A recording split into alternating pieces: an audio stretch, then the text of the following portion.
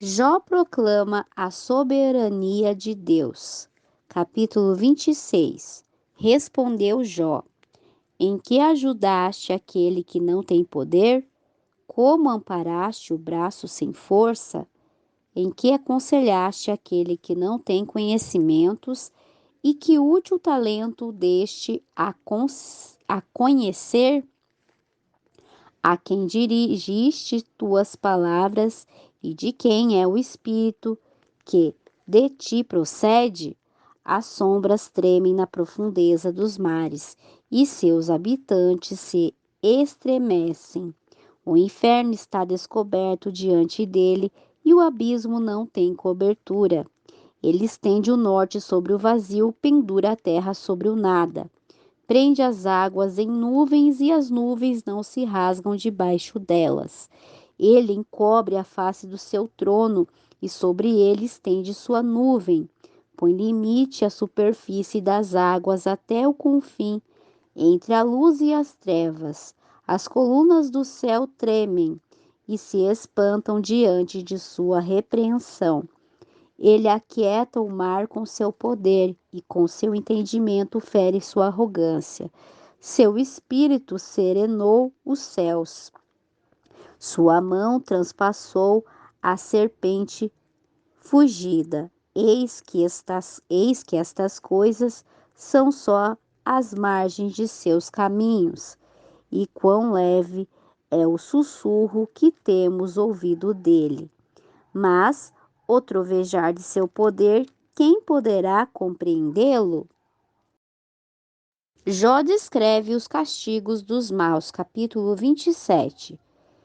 Reassumiu Jó seu discurso: Vive Deus que negou meu direito, e onipotente que amargou minha alma, que todo o tempo que minha alma estiver em mim, e houver hálito de Deus em meus narizes, meus lábios não falarão iniquidade, nem minha língua pronunciará mentira. Jamais aconteça que eu vos dê razão, até que morra, não tirarei de mim minha integridade. Minha justiça tenho apegado e não a deixarei. Não me censurará minha consciência em todos os meus dias. Seja como o ímpio meu inimigo, e como o iníquo meu adversário. Porque qual é a esperança do ímpio, por mais que tenha acumulado, quando Deus lhe tirará a vida? Ouvirá Deus seu clamor quando a tribulação vier sobre ele? Deleitar-se-á ele no Onipotente? Invocará a Deus em todo o tempo? Eu vos ensinarei quanto ao poder de Deus. Não esconderei os misteriosos desígnios do Onipotente. Eis que todos vós ouvistes, pois fizeste-vos tão inteiramente vãos.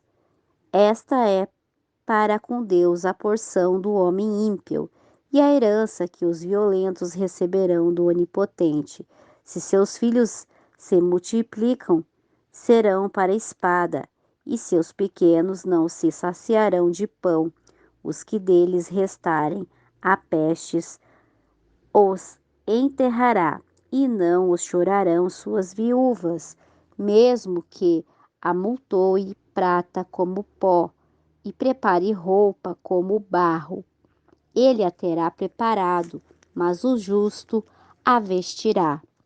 E o inocente repartirá a prata, edificou sua casa como a traça, e como cabana de ramos que o guarda fez.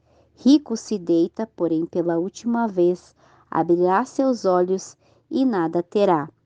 Apoderam-se dele terrores como inundação. Redemoinho o arrebatará de noite, o vento o levar e se vai, e a tempestade o arrebatará de seu lugar. Deus, pois, descarregará sobre ele sem piedade, mesmo que ele tente fugir de sua mão. Baterão palmas em sua fuga e com coro assobiarão. O homem busca em vão a sabedoria. Capítulo 28.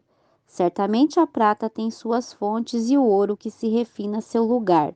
O ferro se extrai da terra e da pedra funde-se o cobre. As trevas põem término e examinam a perfeição. As pedras que há na escuridão e na sombra da morte. Abrem minas longe do lugar habitado, nos lugares inacessíveis onde o pé não passa. Ficam pendurados e oscilando longe dos demais homens. Da terra nasce o pão, mas em seu interior é transformada como por fogo. Há lugar cujas pedras são safira e seus torrões contêm pepitas de ouro. Senda que aves de rapina não conheceu, nem olho de abutre a viu, animais ferozes nunca pisaram, nem leão passou por lá. No rochedo pôs sua mão e transtornou desde a raiz os montes. Dos rochedos abriu canais e seus olhos veem tudo quanto é precioso. Deteve os rios em seu nascimento e fez sair à luz o que estava escondido em seus rios. Mas onde se achará a sabedoria? Onde está a jazida da prudência? A verdadeira sabedoria vem de Deus. O homem não conhece seu valor, nem se acha ele na terra dos viventes. O abismo diz: não está em mim, e o mar responde: nem comigo. Não se dará ouro, nem seu preço será por peso de prata. Não pode ser paga com ouro de Ofirne, com ônix preciosos, nem com safira. O ouro não se iguala a ela, nem o diamante, nem se trocará por joias de ouro fino. Não se fará menção de coral, nem de pérolas. A sabedoria é melhor que as pedras preciosas. Não se igualará a ela o topázio da Etiópia, nem se poderá comprar com o ouro mais fino. De onde, pois, virá a sabedoria? E onde está o lugar da inteligência? Porque encoberta está aos olhos de todo vivente, e oculta a toda ave do céu. O abismo e a morte disseram: ouvimos sua fama com nossos ouvidos. Só Deus entende o caminho dela e conhece seu lugar, porque ele vê os confins da terra e vê tudo quanto há debaixo dos céus. Ao dar peso ao vento e pôr medida às águas, quando ele deu a lei à chuva e rota ao relâmpago dos trovões. Então ele a via e a valorizava. Preparou-a então, a descobriu e disse ao homem: eis que o temor do Senhor é a sabedoria, e inteligência o aparta-se do mal. Jó lembra sua felicidade anterior, capítulo 29. Tornou Jó a retomar seu discurso e disse: quem me dera ser como fui, como nos meses passados, como nos dias em que Deus velava sobre mim, quando fazia resplandecer sobre minha cabeça sua lâmpada, cuja luz eu caminhava na escuridão, como fui nos dias de minha maturidade, quando o favor de Deus velava sobre minha tenda, quando o Onipotente ainda estava comigo e meus filhos ao redor de mim, quando eu levava meus pés, quando eu lavava meus pés no leite e a pedra me derramava rios de azeite. Quando saía à porta da cidade e na praça fazia preparar meu assento, e os jovens, ao me verem, retiravam-se, e os anciões se levantavam e ficavam de pé. Os chefes detinham suas palavras, punham a mão sobre sua boca. A voz dos principais emudecia e sua língua se apegava a seu paladar. Os ouvidos que me ouviam me chamavam feliz, e os olhos que me viam davam testemunho de mim, porque eu livrava o pobre que chamava e o órfão que precisava de quem o ajudasse. A bênção daquele que pereceria vinha sobre mim, e ao coração da viúva eu dava alegria.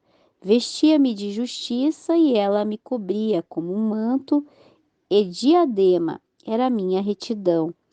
Eu era olhos para o cego e pés para o coxo. Aos necessitados era como um pai, e da causa dos desconhecidos me informava com diligência. Quebrava os caminhos do iníquo e de seus dentes fazia soltar a presa. Dizia eu, meu ninho morrerei e multiplicarei meus dias como a areia. Minha raiz está ao alcance das águas e meus ramos pousa o orvalho.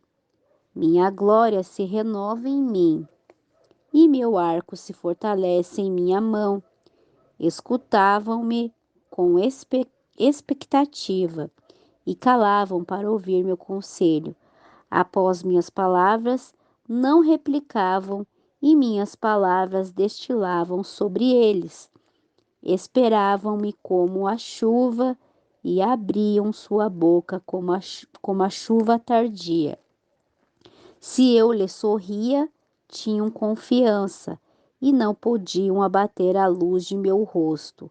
Eu lhe indicava o caminho e me assentava entre eles como o chefe e morava como rei no meio de seu exército, como aquele que consola os que choram.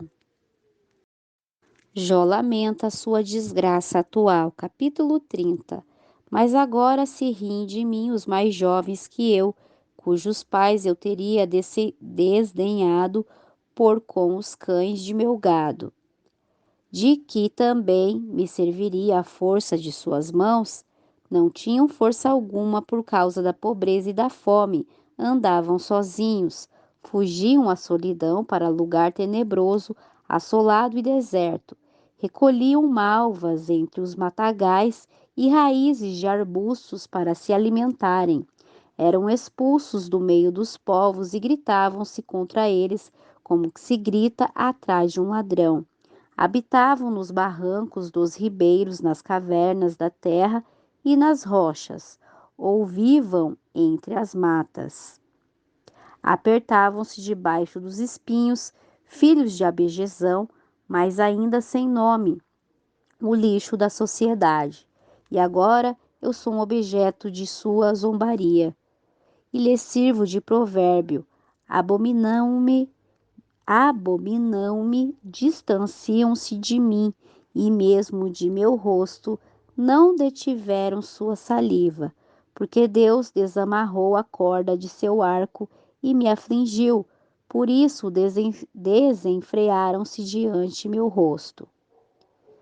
À direita levantou-se a ralé, empurraram meus pés para a minha destruição e prepararam contra mim caminhos de perdição. Meu caminho de escape arruinaram, aproveitaram-se de meu quebrantamento. E contra eles não houve quem me ajudasse. Irromperam contra mim como por uma grande brecha, lançaram sobre mim a calamidade. Os terrores se voltaram contra mim, combateram como o vento minha honra e como nuvem passou minha prosperidade. E agora minha alma está derramada dentro de mim. Dias de aflição se apoderam de mim, de noite perfura meus ossos o tormento, e as dores que me roem não descansam. Com grande força, agarre-me a roupa, cingiu-me como a gola de minha túnica. Ele me derrubou na lama, sou semelhante ao pó e à cinza. Clamo a ti e não me respondes. Apresento-me ante a ti e não me atendes. Tornaste cruel comigo, com tua mão poderosa tu me persegues.